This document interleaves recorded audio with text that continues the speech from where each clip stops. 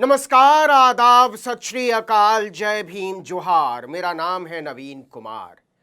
जो लोग सोच रहे थे कि बंगाल में सत्ता परिवर्तन के साथ ही राम राज आ चुका है, वो सारे लोग सदमे में हैं कि हमने ये क्या कर डाला। बंगाल में हिंसा, उपद्रव और बदले की राजनीति का एक नया दौर शुरू हो चुका है।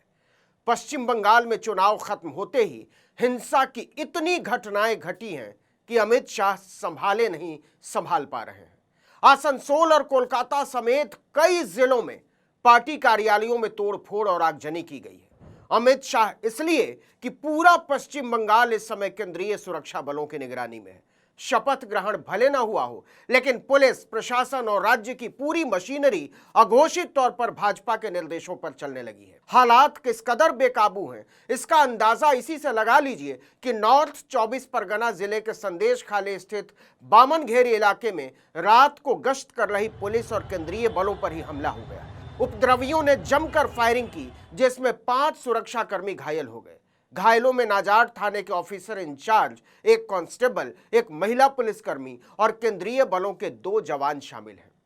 राज्य में 24 घंटों के भीतर अलग अलग जगहों पर 4 लोगों की जान ले ली गई। इसमें भाजपा और टीएमसी के 2-2 कार्यकर्ता हैं। भाजपा ने उत्तर 24 परगना के न्यू टाउन और हावड़ा के उदय नारायणपुर में अपने 2 कार्यकर्ताओं की हत्या का आरोप टीएमसी पर लगाया है। वहीं टीएमसी ने आरोप लगाया है कि कोलकाता के बेलघाटा और बीरभूम के नानूर में उसके 2 पार्टी सदस्यों की हत्या कर दी गई। लेकिन ये हो कैसे रहा है? पुलिस प्रशासन या तो अमित शाह के हाथ में है, या चुनाव आयोग के, और नहीं तो राज्यपाल के। ममता बनर्जी तो कहीं सीन में है ही नहीं। अब बदले की राजनीति की इंतहा यह है कि कोलकाता के न्यू मार्केट में भीड़ ने टीएमसी के पार्टी ऑफिस को बुलडोजर से गिरा दिया। उपद्रवियों ने आसपास के दुकानों को भी नुकसान पहुंचाया। टीएमसी ने घटना का वीडियो शेयर करते हुए ट्विटर पर लिखा, भाजपा का परिवर्तन आ चुका है और वो बुलडोजर लेकर आया है। वहीं आमतला में टीएमसी महासचिव अभिषेक बनर्जी के ऑफिस में तोड़फोड़ हुई। टीएमसी का आरोप है कि भाजपा समर्थकों ने पत्थरबाजी की, पोस्टर बैनर फाड़ दिए। वहीं जगत बल्लभपुर में टीएमसी ऑफिस में आग लगा दी गई। पार्टी ने भाजपा समर्थकों पर आगजनी का आरोप लगाया है। ऐसे माहौल में टीएमसी महासचिव अभिषेक बनर्जी के घर से सुरक्षा हटा ली गई है। पूर्व मंत्री अरूप विश्वास के दफ्तर में भीड़ ने घुसकर पोस्टर और होर्डिंग्स तोड़ डाले। हावड़ा, सिलीगुड़ी और बहरामपुर में भी टीएमसी के दफ्तरों में आगजनी की गई। टीएमसी ने आरोप लगाया है कि इन सारे हमलों के पीछे भारतीय जनता पार्टी है। सुशासन इस कदर आया है कि मुर्शिदाबाद जिले के जियागंज में लेनिन की प्रतिमा तोड़ दी गई। लेनिन रूस के क्रांतिकारी नेता थे, जिन्होंने 1917 की रूसी क्रांति का नेतृत्व किया था। पश्चिम बंगाल में चुनाव नतीजों के बाद अलग अलग हिस्सों से लगातार हिंसा की खबरें सामने आ रही हैं और यह हिंसा दोनों तरफ के लोगों को अपनी चपेट में ले रही है। कोलकाता के न्यू टाउन इलाके में भाजपा कार्यकर्ता मधु मंडल की पिटाई के बाद मौत हो गई। पुलिस के मुताबिक भाजपा के विजय जुलूस में कहासुनी के बाद टीएमसी कार्यकर्ताओं ने मंडल पर हमला कर दिया था। इसके बाद भाजपा समर्थकों ने भी टीएमसी कार्यकर्ताओं के घरों पर हमला कर दिया। हालात संभालने के लिए सेंट्रल फोर्स को तैनात करना पड़ा है। वहीं बीरभूम जिले में टीएमसी नेता अबीर शेख की गला रेतकर हत्या कर दी गई। एक और टीएमसी समर्थक गंभीर रूप से घायल है। टीएमसी विधायक विधान मांझी ने आरोप लगाया कि हमला भाजपा के गुंडों ने किया। जो कमाल की बात है वो ये कि चुनाव से पहले लंबे चौड़े दावे करने वाला निर्वाचन आयोग इस पूरे सीन से गायब है, क्योंकि ज्ञानेश कुमार को जिस काम के लिए लगाया गया था वो पूरा हो चुका है। कागजी खानापूर्ति के लिए चुनाव आयोग ने हिंसा की खबरों पर रिपोर्ट मांगी है और सख्त सुरक्षा व्यवस्था के निर्देश दिए हैं। आयोग ने पश्चिम बंगाल के मुख्य सचिव दुष्यंत नारियाला, डीजीपी सिद्धार्थनाथ गुप्ता और केंद्रीय सुरक्षा बलों को स्थिति को तुरंत नियंत्रण में लेने के निर्देश दिए हैं। आयोग ने सभी संबंधित अधिकारियों को स्पष्ट आदेश दिया है कि राज्य में हिंसा और उपद्रव करने वालों के खिलाफ 0 टॉलरेंस यानी शून्य सहनशीलता की नीति अपनाई जाए, लेकिन हिंसा रुकने का नाम नहीं ले रही।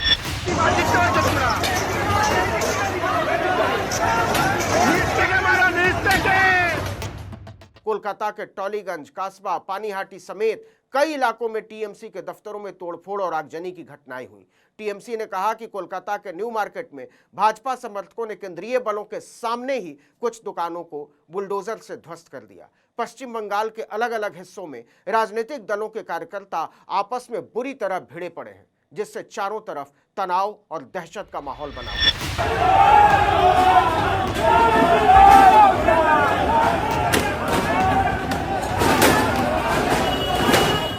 आसनसोल उत्तर के कोट मोड़ इलाके में टीएमसी पार्षद मौसमी बोस के दफ्तर को देर रात आग के हवाले कर दिया गया। आग इतनी भयंकर थी कि पूरा दफ्तर जलकर खाक हो गया और पास की एक दुकान को भी भारी नुकसान पहुंचा। स्थानीय नवनिर्वाचित भाजपा विधायक कृष्णेंदु मुखर्जी ने इसकी सूचना पुलिस को दी। इसके बाद फायर ब्रिगेड मौके पर पहुंची और किसी तरह आग पर काबू पाया गया। इसी तरह कोलकाता के कस्बा इलाके में रूबी क्रॉसिंग के पास और टॉलीगंज में भी भीड़ ने भाजपा के झंडे लेकर टीएमसी नेताओं के दफ्तरों में भारी तोड़फोड़ की। सिलीगुड़ी में भी टीएमसी कार्यालय में आग लगाने की घटना का वीडियो सामने आया है, जिससे राज्य में कानून व्यवस्था पर गहरे सवाल उठ खड़े हुए। टीएमसी सांसद सागरिका घोष समेत कई वरिष्ठ नेताओं ने आरोप लगाया है कि भाजपा चुनाव जीतने के बाद सरेआम गुंडागर्दी पर उतर आई है और हमारे उम्मीदवारों तथा कार्यकर्ताओं पर जानलेवा हमले कर रही है।